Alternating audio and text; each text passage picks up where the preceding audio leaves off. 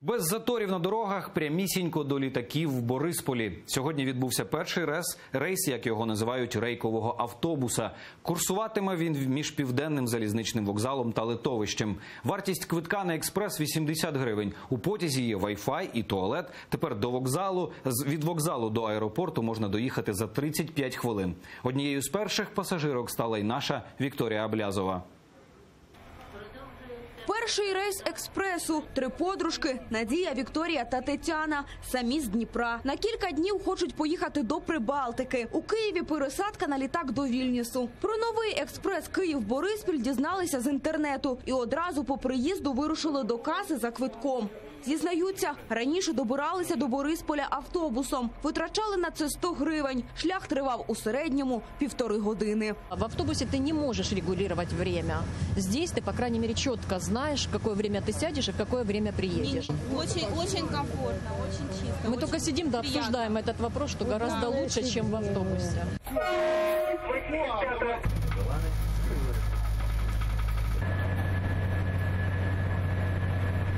За 80 гривень, а для дітей до 14 років дешевше.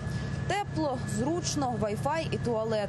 А головне, що експрес долає шлях за 33 хвилини від Південного залізничного вокзалу до аеропорту Бориспіль. Одним із пасажирів нового маршруту стали перші особи країни. Петро Порошенко каже, реалізувати цей проект вдалося за 9 місяців. І це не останній такий рейс в Україні. Цей експрес є яскрава альтернатива тому, що намагалися побудувати в 10-14 роках. Він тоді коштував 11 мільярдів гривень. 11 мільярдів. Ну звідки, що ви робите, друзі мої? Оце скільки вони збиралися вкрасти. І спокійно, зараз, скільки собівартість будівництва? 480 мільйонів. Курсуватиме так званий рейковий автобус кожні півгодини. Від Південного залізничного вокзалу, зупинка у Дарниці і далі аеропорт Бориспіль. На добу курсує 60 потягів, 30 пар. Ми обслуговуємо цю кількість потягів за допомогою 5 рейкових автобусів. В години пік за необхідності, якщо у нас буде великий наплив пасажирів, ми можемо використовувати в системі 2 пар.